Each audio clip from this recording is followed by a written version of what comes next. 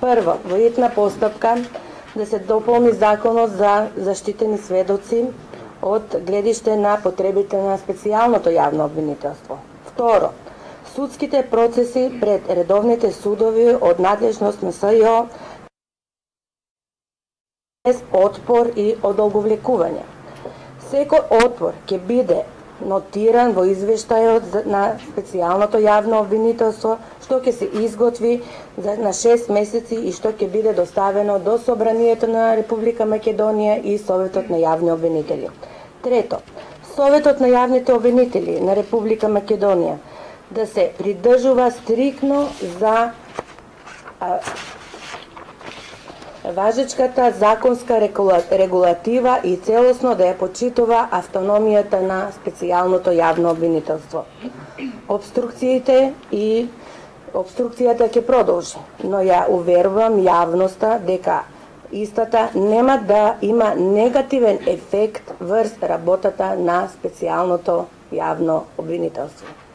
Во оваа прилика сакам да ја најавам првата акција на специјалното јавно обвинителство под името Титаник. Првичните информации ќе ви ги дадат моите колешки, јавната обвинителка Фатиме Фетаи и јавната обвинителка Ленче Ристоска. Благодарам.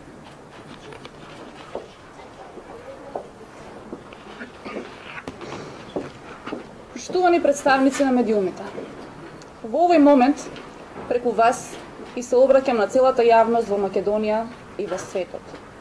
Всушност, на секој кој што е заинтересиран да победи правдата. Денешната пресконференција има повеќе акценти. Секако дека еден од нив е работата на специјалната јавна обвинителка, мојот претпоставен, почитуваната господја Катица Јанева и на тимот, да ја представам на најсликовит можен начин, така што и најмладите генерации да може да разберат што сме сработиле. Нема да должам со мојот вовед, заради тоа што сериозноста на криминалните действија не ми дозволува. Имено, по основањето на ова јавно обвинителство и разните институционални, законодавни, медиумски, финансиски обструкции, говор на омраза, навреди, повици за насилства, кривични пријави за некакво си малтретирање во вршење на службата и што уште не, што го следеа тој дел, ова јавно обвинителство врз основа на прислушкуваните разговори воспостави надлежност врз повеќе предмети кои дотогаш беа на работа во обвинителството во Република Македонија. Еден од тие предмети е токму она за што денес ќе ви зборувам. А како предмет во нашето обвинителство се води подреден број 1. Верувајте, сосема случајно. Иако според нас се работи за втор по важност предмет, веднаш после прислушкувањето, каде што е нападнат целокупниот уставен и правен поредок и особено најважните човекови права, сепак кривичните дела против изборите и гласањето и легитимитетот добиен со таквите избори е она што според ова обвинителство представува почеток на криминализација на целокупниот институционален систем. Во овој предмет, после огромен број на преземени предистражни действија, врз основа на огромен број на индиции и се разбира сигурни докази, произлезе основано сомнение дека одредена група на луѓе, чии што идентитети нема да ги открием, искористувајќи го своето реално влијание и службена положба, а заради понатамошно обстојување на власт на партијата и на локално и на државно ниво и заради остварување на непосредни привилегии од практикување на власта, создале група која имала за цел вршење на кривични дела против изборите и гласањето. Или во превод, со целокупното криминализирање на изборниот процес, освојување на власта. Действијата кои што денеска ќе ви ги презентирам, за кои постои основано сомнение дека се сторени од овие лица, во целост се поистоветуваат со действија кои што законодавецот во кривичниот законник ги предвидел како кривични дела за кои може да се изречат затворски казни. Поради ова, отворена е истражна постапка против повеќе лица за кривични дела, злосторничко здружување, од член 394 од Кривичниот законник, повреда на избирачкото право од член 159 од Кривичниот законник, повреда на слободата на определување на избирачите од член 160 од Кривичниот законник, подкуп при избори и гласање од член 162 од Кривичниот законник, уништување на изборен материјал од член 164 од Кривичниот законник и злоупотреба на средствата за финансирање на изборната кампања од член 165а од Кривичниот законник. Со цел да бидам прецизна, ќе прочитам еден мал дел од действијата на злосторничкото здружување. Имено, во 2012 година, осомничените во својства на министер за внатрешни работи, министер за транспорт и врски и секретар на владата на Република Македонија, комитет на партија, заедно со други, засега непознати лица, искористувајќи го своето реално влијание и службена положба, а заради понатамошно обстојување на власт на партијата и на локално и на државно ниво, и особено заради нивни непосредни привилегии од практикување на власта, создале група која имала за цел вршење на кривични дела против изборите и гласањето, а за кои кривични дела може да се изрече казна затвор од 3 години или потешка, на истата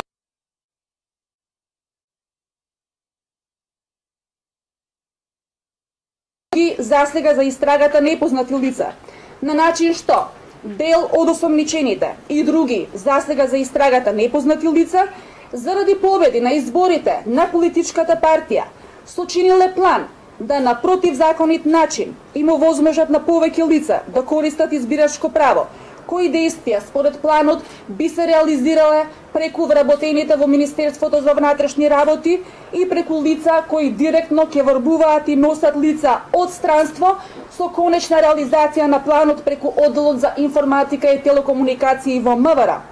Потоа, преку насилство и други противправни действија во текот на изборната кампања и самите изборни денови да влијаат на начинот како да се врши избирачкото право и да спречуваат вршење на избирачко право.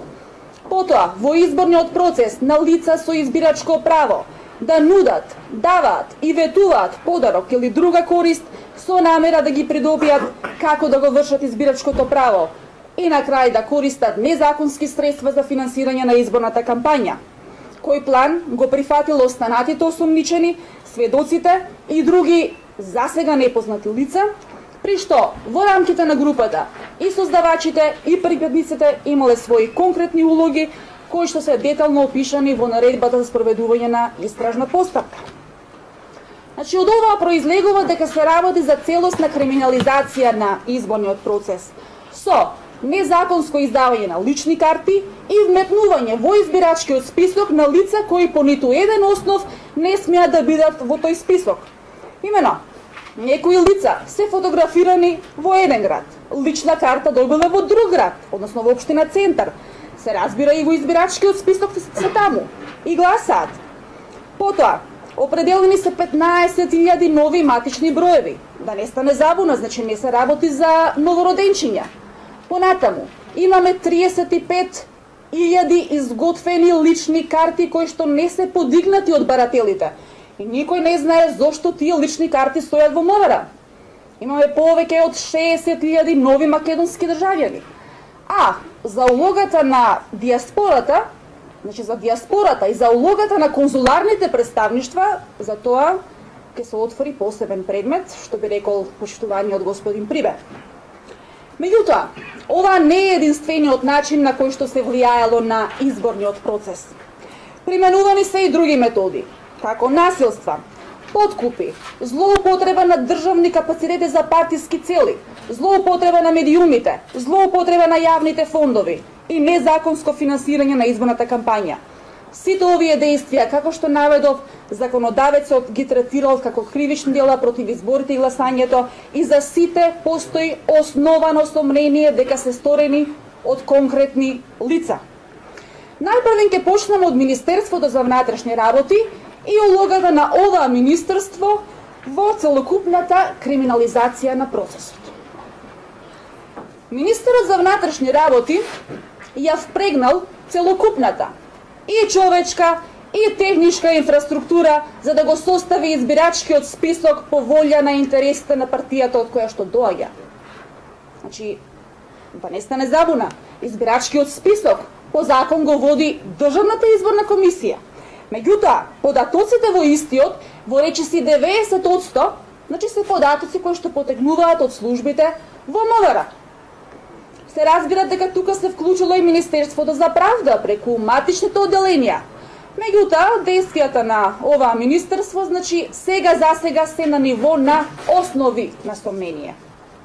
Конкретно, кога се јавила потреба од нови сигурни гласачи, Министерот за внатрешни работи ангажирал голем дел од капацитетите и подредените тогаш ги погазиле и закони, и правилници, и упатства заради постигнување на таа цел.